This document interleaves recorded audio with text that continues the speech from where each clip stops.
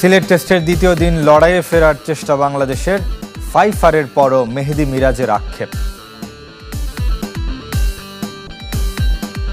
রাউলপিন্ডিতে ওখানে 5 উইকেট পেয়েছিলাম আর নাম দেখেছি, ভালোই লাগছে। আমার কাছে মনে হয় যে এই ট্রেডিশনটা চালু করা উচিত, আর যারা এখন বর্তমানে আছে আশা করি এইটা নিয়ে চিন্তা করবে। টেকনিক্যাল কমিটি থেকে এনামুল হক মনির পদত্যাগ, নেপথ্যে তাওহিদ হৃদয়ের শাস্তি ইস্যু। কাল ফেডারেশন কাপ ফাইনাল, ভিন্ন প্রেক্ষাপটে 7 বছর পর আবারও মুখোমুখি আবাহনী বসুন্ধরা। ফাইনাল খেলা তো আপনি যেটা বললেন, প্রেশার একটু থাকেই, কারণ প্রেশার যে প্লেয়ার নিয়ে খেলতে পারবে আমার কাছে মনে হয় সেটাই সাকসেস। যারা দর্শক আছে সবাই মাঠে আসবেন, আমাদেরকে সাপোর্ট করবেন, ইনশাল্লাহ ভালো একটা খেলা উপহার দিতে পারবো। সিলেট টেস্টের খবর জানাবো শুরুতে। দ্বিতীয় দিনেও বোলারদের দাপট, যদিও প্রথম ইনিংসে 82 রানের লিড নিয়েছে সফরকারী জিম্বাবুয়ে। দ্বিতীয় ইনিংসে 1 উইকেটে 57 রান তুলে 25 রানে পিছিয়ে বাংলাদেশ। নাহিদ রানার পেসের পর মেহেদী মিরাজের ঘূর্ণিতে 273 রানে গুটিয়ে যায় সফরকারীদের ইনিংস।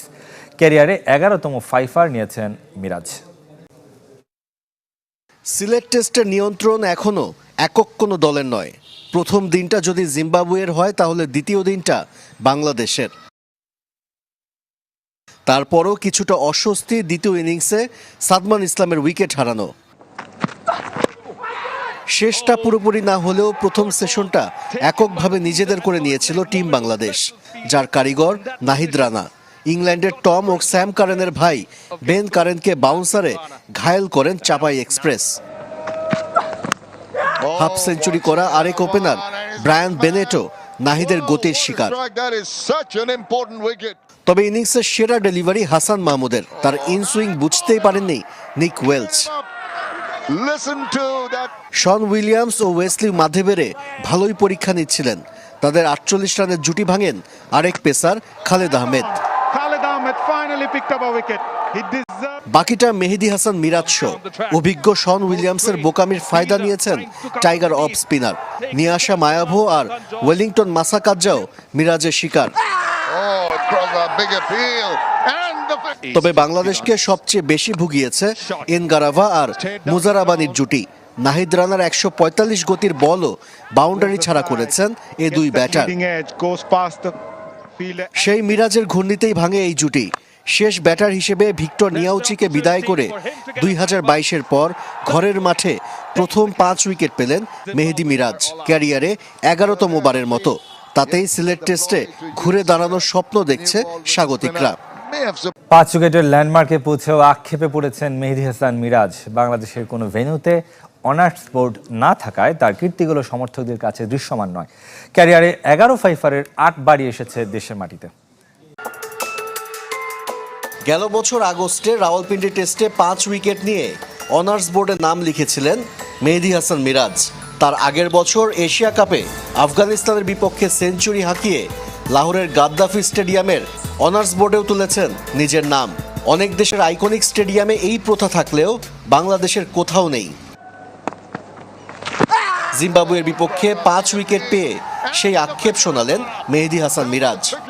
রাউলপিন্ডিতে ওখানে 5 উইকেট পেয়েছিলাম আর নাম দেখেছি, ভালোই লেগেছে যখন চ্যাম্পিয়ন্স ট্রফি খেলতে গিয়েছি। আর তারপরে যেটা বললেন বাংলাদেশে, আমার কাছে মনে হয় যে এই ট্রেডিশনটা চালু করা উচিত, আর যারা এখন বর্তমানে আছে আশা করি এইটা নিয়ে চিন্তা করবে। 2016 সালে ইংল্যান্ডের বিপক্ষে স্বপ্নের অভিষেক। ক্যারিয়ারের শুরুর মতো বল হাতে সাফল্য কম ধরা দিচ্ছে। দেশের মাটিতে সবশেষ 5 উইকেট নিয়েছিলেন 2022-এ। 3 বছর আর 8 টেস্ট পর আবারও পেলেন ফাইফার। সো দুইটা ব্যালেন্স করে চলতে হবে। অনেক সময় 100% হবে না, বাট আমার কাছে মনে হয় দুইটা যদি একই সাথে আগাতে পারি তাহলে আমার জন্য ভালো হবে, টিমের জন্য অনেক ভালো হবে। আর ইন্টারন্যাশনাল ক্রিকেটের সাথে প্রতিনিয়ত আপনার ইমপ্রুভ করতেই হবে, কারণ আপনি যদি ইমপ্রুভ না করেন এখানে আপনি সার্ভাইভ করা অনেক ডিফিকাল্ট, কারণ এখানে সব ওয়ার্ল্ড ক্লাস প্লেয়াররা খেলে। সিলেট টেস্টের ভাগ্য কোন দিকে যাচ্ছে তা ধারণা করা কঠিন। তবে মেহেদী মিরাজ মনে করেন বাংলাদেশের নিয়ন্ত্রণেই আছে। আমাদের টার্গেট থাকবে যে লিগটা যেন আমরা ক্রস করতে পারি।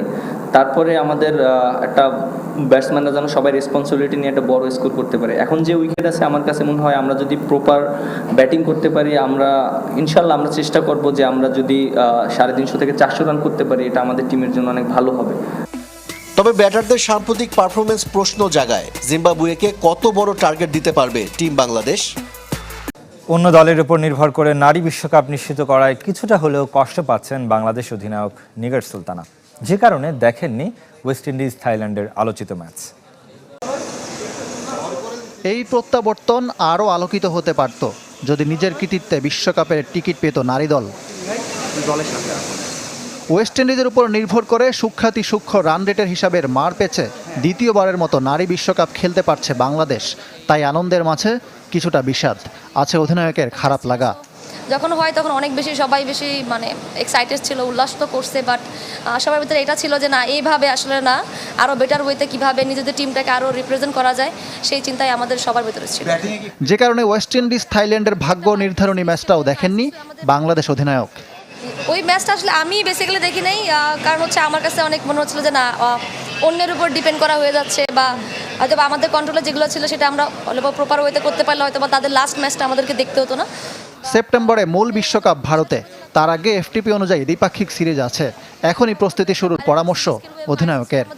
এখন আমাদের দায়িত্ব, যেহেতু আমাদের হাতে সময় আছে, কিভাবে আমাদের ওয়ার্ল্ড কাপে আরও বেটার ওয়েতে প্রিপারেশন নিয়ে যাওয়া যায়, এবং সেই জন্য যা যা করা উচিত ক্রিকেট বোর্ড অলরেডি সেটা নিয়ে চিন্তা করছে, এবং প্লেয়াররা ইন্ডিভিজুয়ালি এই টুর্নামেন্ট শেষ করে নিজেদেরকে অ্যাসেস করার একটা বড় সুযোগ।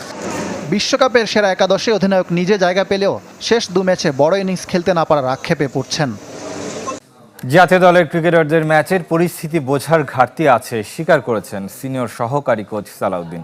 মানসিকতার পাশাপাশি টেকনিক্যালও ভুল আছে স্বীকার করেছেন।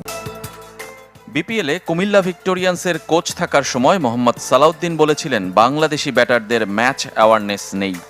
সময়ের পরিবর্তনে এখন তিনি টাইগারদের সিনিয়র সহকারী কোচ, এখনও সেটাই মানেন।